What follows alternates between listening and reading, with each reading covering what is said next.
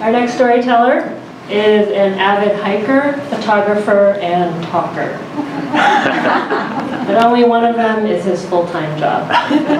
Everyone, please give it up for Jeff Frenster.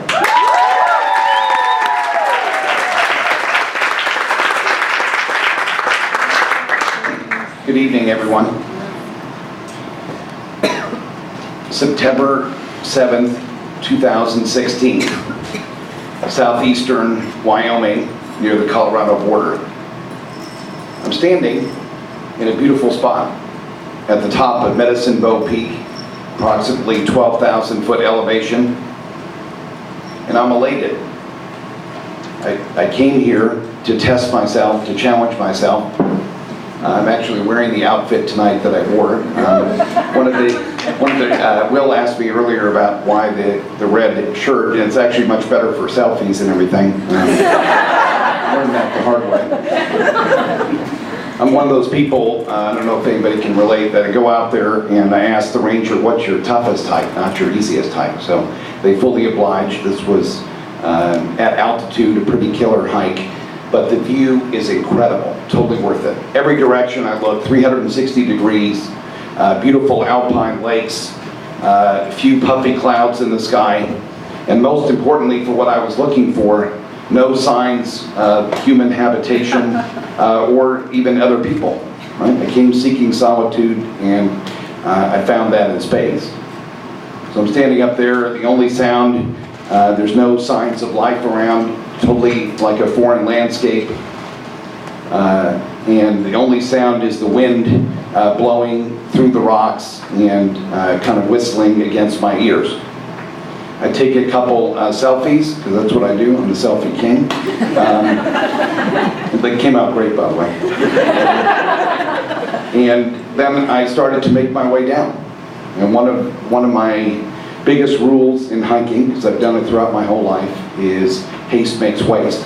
So I'm at the top, there's about a 200-foot rock pile at the very top, and I pick my way down carefully each step, make sure that I test it before I take the next step, because I'm acutely aware that I'm just out there by myself. I get down to the bottom of the pile, and let's just say that I have a reputation for being a little bit scattered, so I was kind of running double time to make sure that I checked all the necessary boxes. So using the sun to navigate, I know exactly where I'm going, start to make my way down. Now this area is all large boulder fields. Some of the boulders are approximately the size of automobiles, so it's pretty daunting. You have to take your time at it. And over the next hour, I continually make adjustments, and probably like 20 minutes into this time, this little voice starts whispering, and at the end of the hour, it was a full-on yell, which I couldn't ignore anymore. So I came to the bottom of this one boulder field, and I look up and say, like, wow, that's cool. I came down, made a lot of progress. And then it happened. Reality slapped me, and I said to myself, you're lost. You are lost. Emotion kind of floods in. It's a total gut punch. You know, what was going to be a pretty straightforward 90-minute hike back to my car, now all bets are off. Time indeed for plan B. A lot of thoughts went into my head. First one, kind of my go-to thing is, Jeff, you're a total dumbass for getting lost. That's not of my own volition. I've been conditioned by the people in my life to just for the record. Then the next thought was, what to do next. One that kept coming to mind was, you better get real with yourself, because if you need to be rescued, you're never ever going to be able to live this down at work. People are going to say, like, I told you so, this is so you. And then another thought came into my head, which stayed there for quite a while. Very pertinent, very spurred me to action, which is, what the fuck are you going to do now? What the fuck are you going to do now? I said, I don't know. It's a great question. So starting at this time, I realized that I had kind of two very distinct parts of my brain going. There's one part that I like to call the crazy mofo, which is the one that gets people in this situation killed. And then there was the reptilian part of my brain, which was the reasoning part and stuff. So throughout this whole ordeal, I was very conscious of always letting the reptilian side weigh in on what crazy mofo was suggesting. So my plan B, C, and D, fortunately, had one thing in common, which was, okay, you got to get off this hill. Because there's no shelter, the wind's blowing, it's going to get really cold in the evening. So no matter what, you got to head down. Okay, so just do something, just get started. So I looked down there. There's two beautiful lakes. Found out later they're called twin lakes, and they're right in the middle of this beautiful wood clearing, probably like maybe 1,500 feet down below me. I'm like, okay, no matter what, I should head for that, because at a minimum there'll be some shelter there, there'll be water, and possibly civilization. Now bear in mind, again, throughout this whole thing, there's, other than the occasional airplane, there's absolutely no indication of life whatsoever. It's beautiful, but it's like a moonscape. So the next hour was absolute hell. I probably fell like 10 times. A couple times I would fall and miraculously not break something. My backpack would fly over my head and land like 10 feet down the hill. I would check to make sure all my parts were still attached and everything. I remember at one point, I had this really detached feeling. I noticed that there was blood trickling out the bottom of my shorts, and I said, oh, that's interesting. I wonder where that's coming from. That was the reptilian part, not the crazy mofo. And so I looked, and actually, I had landed on my elbow. Miraculously, I hadn't broken it. But it took a huge gash out of my elbow, and it was actually running down my shirt and coming out the bottom of my shorts. I'm like, wow, okay. So I make it down to the woods. That's great, okay. The first part of the plan is done. Now I got a new problem. How do I find where the lakes are when I can't see them now? And this was the first really big break in the whole thing. I realized that I had on my phone a phone-based car GPS, so it didn't require cell signal.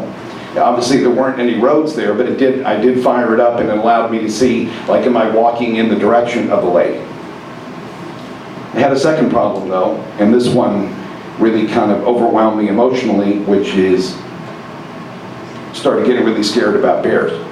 Okay? Because I had read before I came up that there was increased bear activity in the area, and I thought, like, okay, it's a fair fight up on the slopes because I can see them from a long way away, but I imagined on every turn as I'm looking around that there's a bear stalking me.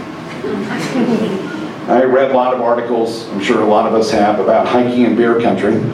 Very puzzlingly to me, they recommend periodically yelling out, "Hey bear," which I don't understand because I speak English.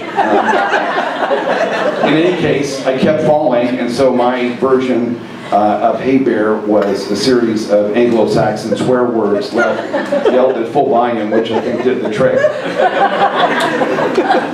So I'm going along, and I'm thinking also, like, okay, the grizzlies are expanding in Wyoming, so a very different scenario if it's a grizzly bear versus a black bear. Grizzly bear, play dead. I've read that 100 times. Black bear, if they come after you, they're trying to kill you, so fight for your life. So I'm constantly grizzly, black bear. Okay? So then I walk down, follow this creek, and I come to this beautiful meadow. And I gave myself 5 seconds, because I'm a real nature lover, I gave myself 5 seconds to enjoy the meadow. And then reptilian Jeff creeped in and said, "Hey mofo, this is exactly where Mama Bear and her cubs would hang out." I'm like, thanks.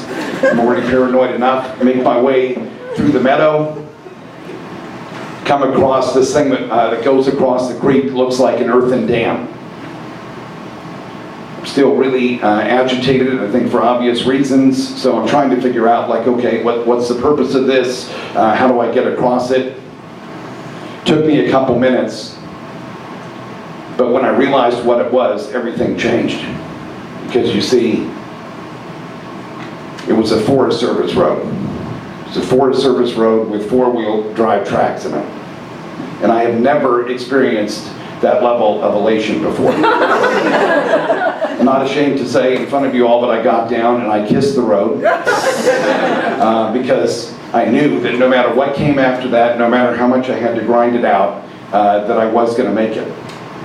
So I ended up having to do a 3-mile hike, constantly looking over my shoulder, like, you know, every couple seconds, doing a full 360 to make sure that nothing was stalking me, but I did end up making it back.